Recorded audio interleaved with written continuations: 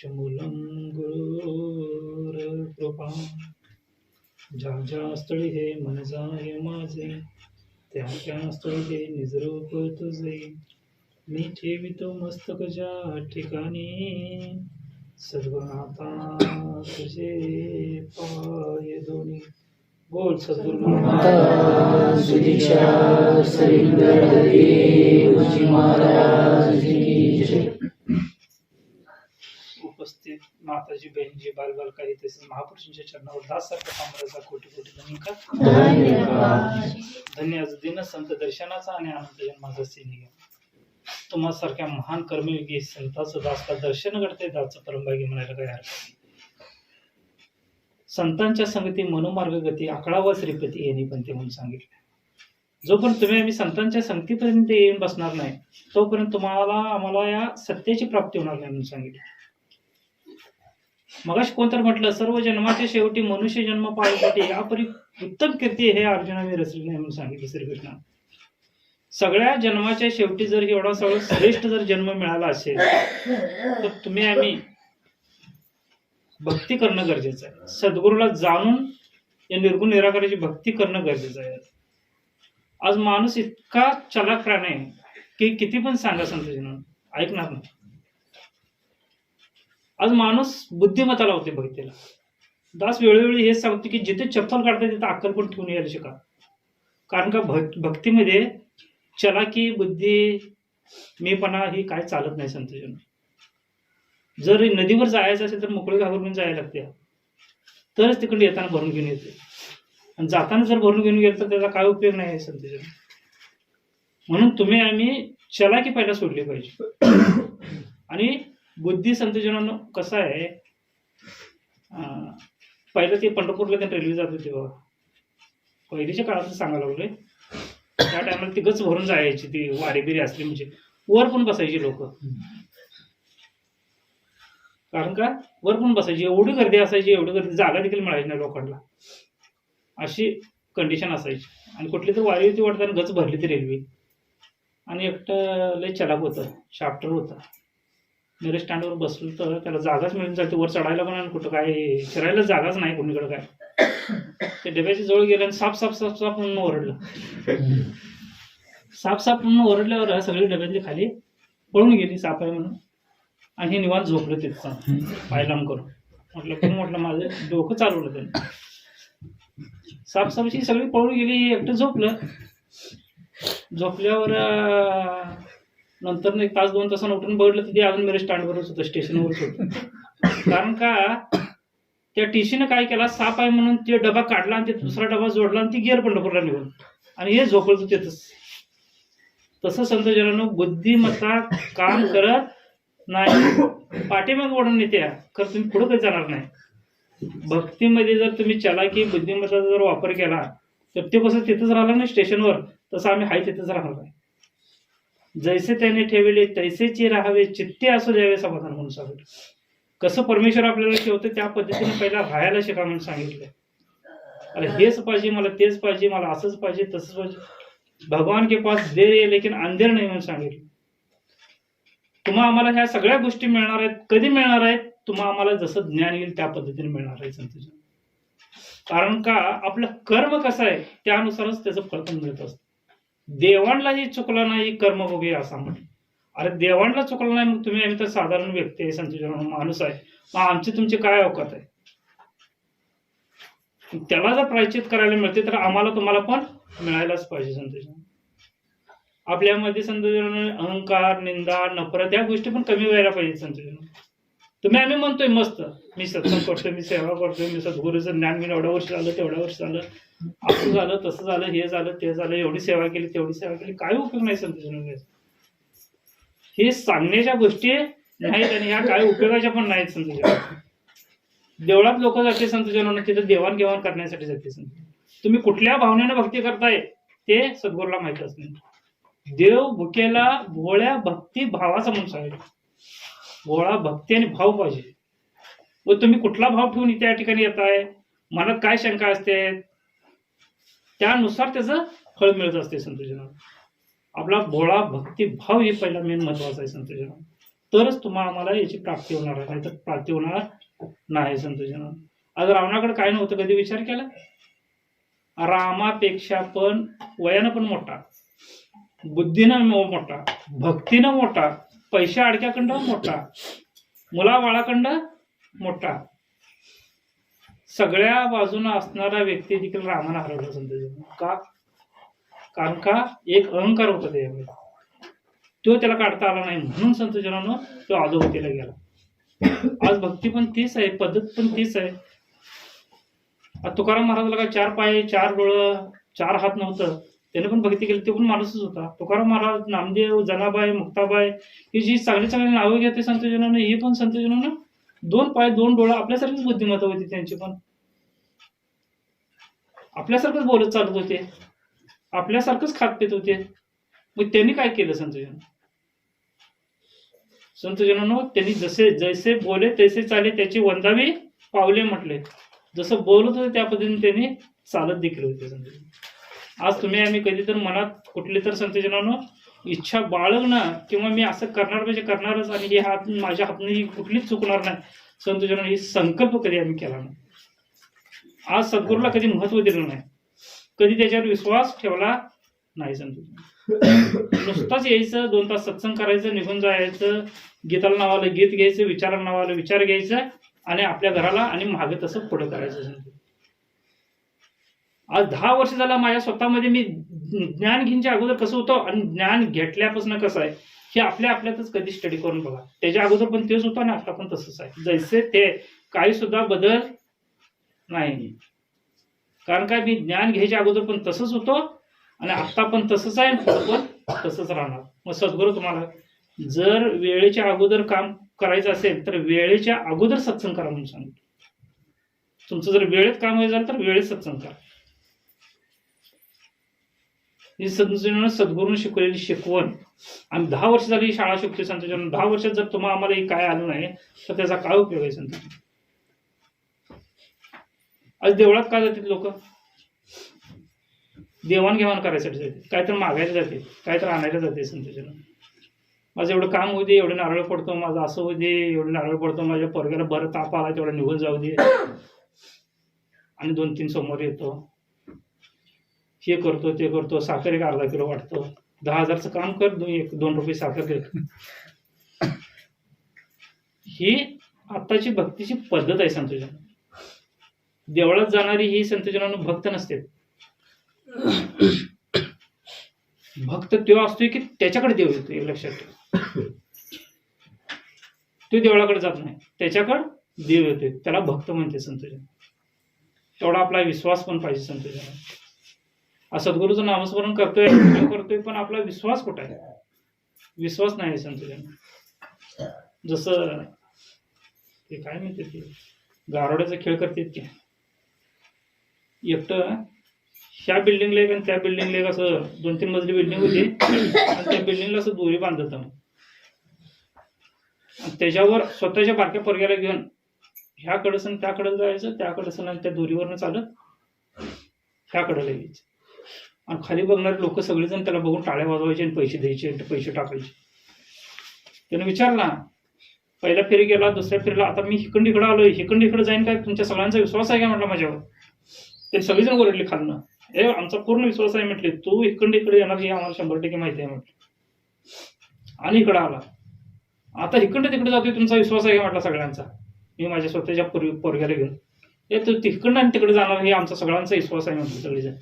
आणि हे इकडे तिकडे गेला, आणि त्या टायमाला नंतर खाली उतरला आणि म्हटला, आता माझं पोरगं ठेवतं, तुमचं कोणाच तरी एक पोरगं द्या म्हटलं, घेऊन जातो इकडे तिकडं. हे धंदा कोठा, हे धंदा कोठा नाही म्हटलं. कारण काय? विश्वास नाही. विश्वास नाही संतोषजन. नुसतं म्हणायला कोणाला पण येते, पण ज्या टायमाला स्वतःवर येते की नाही त्या टायमाला कोणाची धैर्य किंवा ताकद पोचत नाही संतोषजन. ही पद्धत आहे संतोषजन. आज तुम्हाला आम्हाला बोलायला चांगलं वाटतंय, या ठिकाणी बसून सांगायला चांगलं वाटतंय, पण त्या पद्धतीनं चालायला लय अवघड आहे संतोषजन. भक्ती नाही साधी पोळी, ती आहे 16वरची पोळी म्हणून सांगितलं. त्यासाठी 16वर चढायला पाहिजे, आणि 16वर चढण्यासाठी लहानपण दे गा देवा तुझा विसरणं व्हावा, मुंगी साखरेचा रवा म्हणून सांगितलंय संतोषानं. मुंगी साखरेचा रवा. कारण का ज्या टायमाला आपण लहान होतोय त्या टायमालाच त्या सोळावर चढता येते, एक लक्षात ठेवा. कारण का मुंगीचं वजन हलका असते, मुंगीसारखं लहान व्हायला लागतं. आणि मग तुम्हाला आम्हाला त्या सोळावर चढता येते. आणि सोळावर चढल्यानंतर ना 16 पोळी खायला पण तेवढी गोड आहे म्हणून सांगितलं. आम्ही तिथपर्यंत जाऊन पोचलो तर ते खायला पण गोड आहे म्हणून सांगितलं समजून. आज तुम्ही आम्ही काय चीज आहे, आपलं काय आहे, सद्गुरूनं तुम्हाला आम्हाला कुठं नेऊन ठेवलेलं आहे, आम्ही कुठं चाललोय, नेमकं करायला काय हे पण आपल्याला माहित नाही समजून. एक माशी ती काय वजन करते की ते तागडी काटा असतोय की भाजीपाला ते वजन करते की त्यावर जाऊन बसली तर त्याचं काय व्हॅल्युएशन होत नाही. तीच माशी संतोषानं लाकडं वजन करते त्याच्यावर बसली तरी पण काय होत नाही. तीच माशी इथं किराणा दुकानात वजन करते त्या तागडीवर बसली तरी पण त्याचा काय फरक पडत नाही. पण तीच माशी सोन्याच्या तागडीवर जाऊन बसली तर तिचं 10,000 रुपये रेट होतो, एक लक्षात ठेवा. आता लय मागली सोनं, 80,000 रुपये तोळा झाले. तीच माशी सोन्याच्या तागडीवर बसली तर तिचा 10,000 रुपये रेट होते. तसं संतोषानं माणूस कुठं उठतोय, कुठं बसतोय, कसं चालतोय, कसं बोलतोय याच्यावर ऑब्झर्वेशन आपली किंमत ठरते, एक लक्षात ठेवा. आज सद्गुरून तुम्हाला आम्हाला सोनं घडवलंय हो, हिरा केलाय. आपणासारखी करती तात्काळ न लगे काळ वेळ. सद्गुरूच्या चरणावर आल्यानंतर सद्गुरू आपल्यासारखं करून टाकतोय. तुम्हाला स्वतःची गादी देखील देतोय बसायला. कोण देते तुम्हाला अशी गादी बसायला? आज आमचं दर्शन घेतात, तुमचं आमचं दर्शन घेतात. का घेतात? कशासाठी घेतात? कारण काय कुत्रं जर बैलगाडीच्या खालनं चालत असते ते माहिती वाटतं. उदाहरण तुम्हाला ते बैलगाडीच्या खालनं तिला कुत्र्याला काय वाटते माहिती, ही बैलगाडी मीच न्यायला लागू. त्या बैलगाडीच्या खाली कुत्र पळत असते, बैलगाडी जात असते, त्या कुत्र्याला वाटत असते की बैलगाडीच मी न्यायला लागलोय. आणि ज्या टायमाला गल्लीतले 4-5 कुत्रे तिच्या मागे लागतात तेव्हा ते पळून लांब जाते. आणि मग त्याच्या डोक्यात येते की ही बैलगाडी तर पुढे गेली, मला वाटत होतं मीच न्यायला लागलो. तसं संतोषानं आपलं दर्शन घेतात, हे घेतात म्हटल्यानंतर आपल्याला काय वाटते की माझा एवढा मान अभिमान. पण या सद्गुरूनं जे अनुभव दिले ना त्याचं दर्शन आहे, लक्षात ठेवा. त्याचा सत्कार आहे संतोषानं. जसं एका गाढवावरून मूर्त्या नेत होता म्हणजे विकायला. ज्या टायमाला त्या गाढवाला मूर्त्या लादला आणि ते घेऊन चालला, जागोजागी गल्ली बळातून जाताना त्या गाढवाच्या पायावर पाणी घालायचं, पाया पडायचं, हळदी कुंकू लावायचं. त्या गाढवाला वाटलं माझी पण क्रेडिट वाढलीच की माझी पण क्रेडिट वाढलीच की माझी. आणि ज्या टायमाला ते मूर्त्या सगळे विकून आलं आणि येताना ती कुठं पाणी काढते तिथं गाढव थांबाला आणि परत पूजा करतात म्हणून. मालकानं काही ना दोन नाही काठी काढला, ते मागणं 2 रट्टा आणल्यावर मग पळालं ते. कारण का त्याचा गैरसमज झाला. तसं आहे माणसाचा कधीला पण गैरसमज होता कामा नाही समजा. आज गुरुनं जे मान दिलाय, जे सन्मान दिलाय, ते कशासाठी दिलाय, काय दिलाय हे लक्षात ठेवा संतोषानं. आज आपण कुठं पण काय पण करून चालणार नाही संतोषानं. आपल्याला एक संत म्हणतात, एक मंत म्हणतात, एक पंत म्हणते संतोषानं. आज मंडळानं तुम्हाला आम्हाला इतका मोठा अधिकार दिलाय, कशासाठी दिलाय, काय दिलाय हे पण लक्षात ठेवलं पाहिजे. आम्ही कुठं बसलं पाहिजे, कुठं उठलं पाहिजे, कुठल्या गोष्टी कुठं बोललं पाहिजे, कसं बोललं पाहिजे हे देखील मर्यादा आहे संतोषानं. आज सद्गुरू एवढ्या सगळ्या गोष्टी शिकवते तुम्हाला आम्हाला, पण आम्ही शिकत नाही संतोषानं. जसं दासनं परवा एकदा सांगितलं तर बघा, कुत्र तुम्ही रस्त्यानं चालला आणि गल्लीत कुत्री फिरत असतात की ते कुत्रं येऊन चावलं तर कोण काय सुद्धा बोलत नाही, काय नाही. दवाखान्याला जायचं, इंजेक्शनात ते काय घ्यायचं आणि घरात येऊन बसायचं संतोषानं. कारण का ते कुत्रं कोणाचं आहे काय आहे कुणाला माहिती आहे. गल्लीतली कुत्री सगळी फिरणारी संतोषानं. चावल्यानंतर कोण काय बोलत नाही. तेच कुत्र्याच्या गळ्यात जर पट्टा असला आणि ते कुत्रं जर चावलं, ते पट्टा बांधलेलं कुत्रं कोणाचं आहे, त्या मालकाचं. त्या मालकाकडे जाते ते, तुझ्या कुत्र्यानं मला चावले, दवाखाना दाखव चल म्हणून. कारण का पाळीव कुत्रा आहे ते मालकाकडे जाते बोट सगळं. तसं तुम्ही आम्ही या सद्गुरूची पाळीव आहे संतोषानं. जर तुम्ही आम्ही जर चूक केलो तर हे मालकाकडे बोट जाते, एक लक्षात ठेवा संतोषानं. आज मालकाकडे बोट जाऊ नये अशा उद्देशाने तुम्ही आम्ही वागलं पाहिजे संतोषानं. अशा पद्धतीने चाललं पाहिजे, अशा पद्धतीने बोललं पाहिजे, अशा पद्धतीने कार्य पण केलं पाहिजे संतोषानं. तरच तुम्हाला आम्हाला कुठं तर भक्ती समजल्या संतोषानं, नाहीतर नाही. घरात पण तसंच, बाहेर पण तसंच, शेजार पाजारी तसंच, सगळीकडे तसंच असलं तर काय उपयोग आहे संतोषानं? काय करून तर फायदा आहे, काय बदल आहे संतोषानं? त्यांनी शिवी दिली, आम्ही शिवी दिली, काय फरक पडणार? त्यांनी शिवी दिलेली आपण खपवून घेणं याला भक्ती म्हणते संतोषानं. त्यानं काहीतरी बोललं तर ते आम्ही सहन करून घेणं याला भक्ती म्हणते. जशाच तसे प्रत्युत्तर दिले तर त्याला भक्ती म्हणत नाही संतजन. आज तुम्हाला आम्हाला संत का म्हटले? जो शांत तो संत, जो शांत तो संत. सरळ सरळ आहे गणित. म्हणून तुम्ही आम्ही संत म्हटलेला आहे. संत वाहते कृष्णामाई. कारण का नदी बघा, नदीला संतच म्हणते, शांतच म्हणते. कारण का तिने सगळ्यांचे संतजनांना सुख दुःख सगळं वाहून घेऊन जात असते. आज तुमची आमची ताण भाव होत्या, किती पण ताण्याला जाऊ दे तो कोण तिने उच्च नीच बीच काही सुद्धा म्हणत नाही. पण आम्ही काय करतो?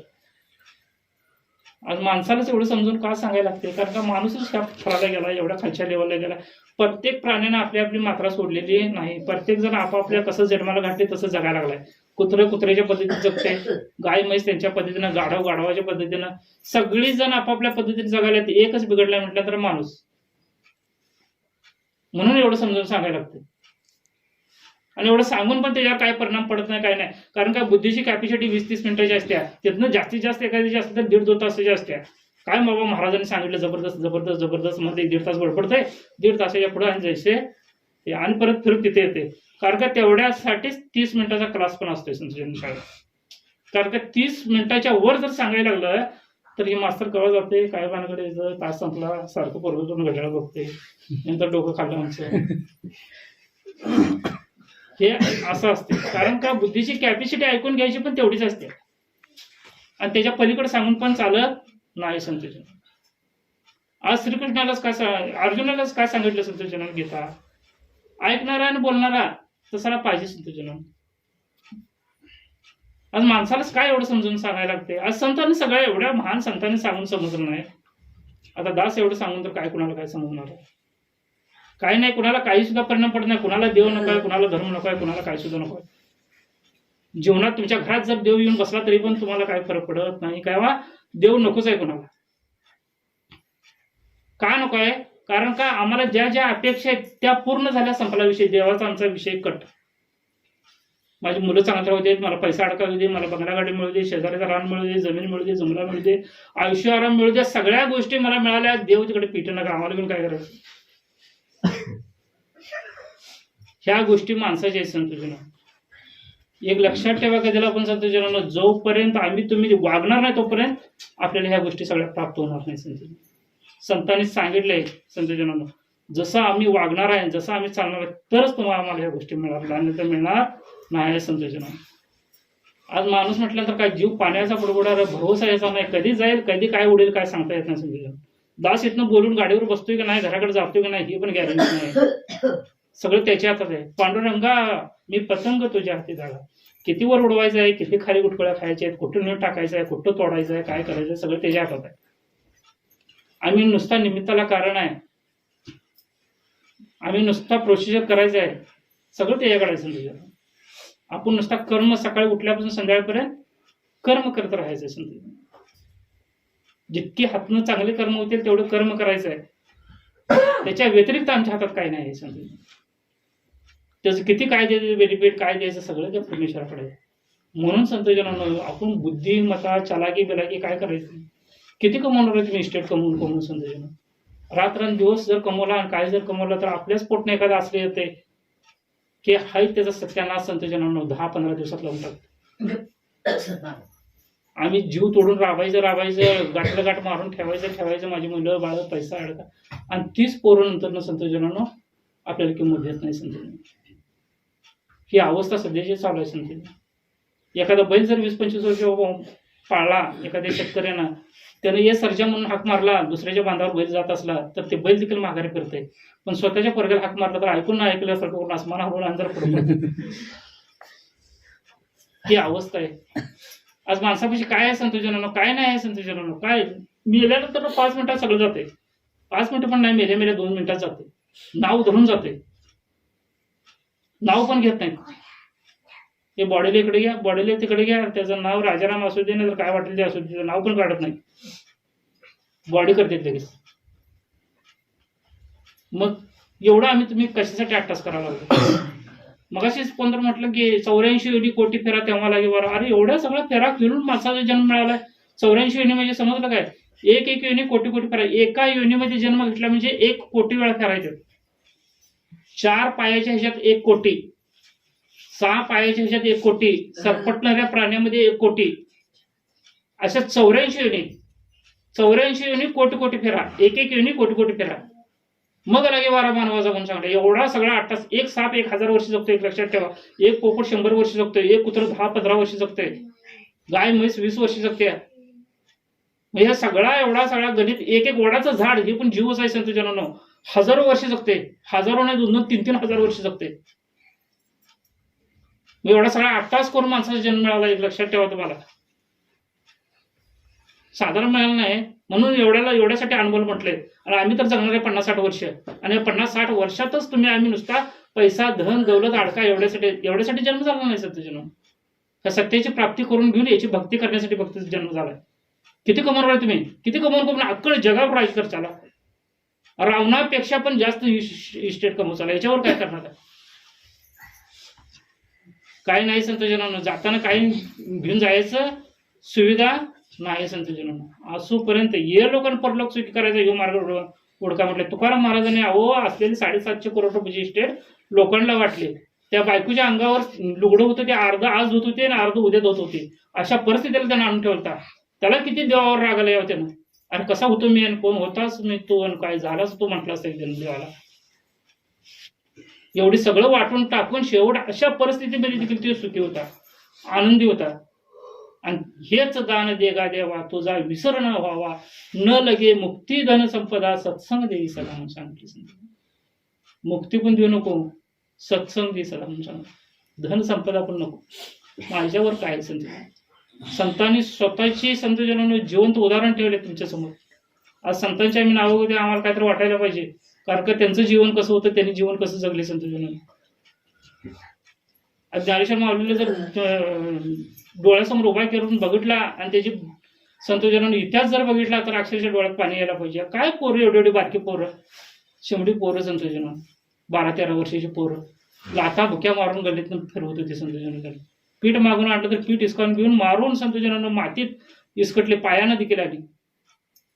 त्यांना किती राग यावं संत. तसं करू नये आपल्याला सद्गुरूंना. काय अवस्था होती, काय विचार करण्यासारखी गोष्ट, विचाराच्या बाहेरची जी गोष्ट आहे संतजनांना.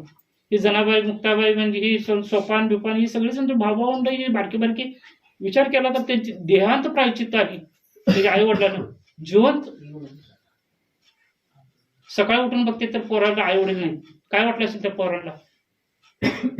सैरा वैरा सगळ्या गल्ली बोळातून पोरं पळाली. की 16 वर्षाच्या ज्ञानेश्वर माऊलीने ज्ञानेश्वर लिहिली.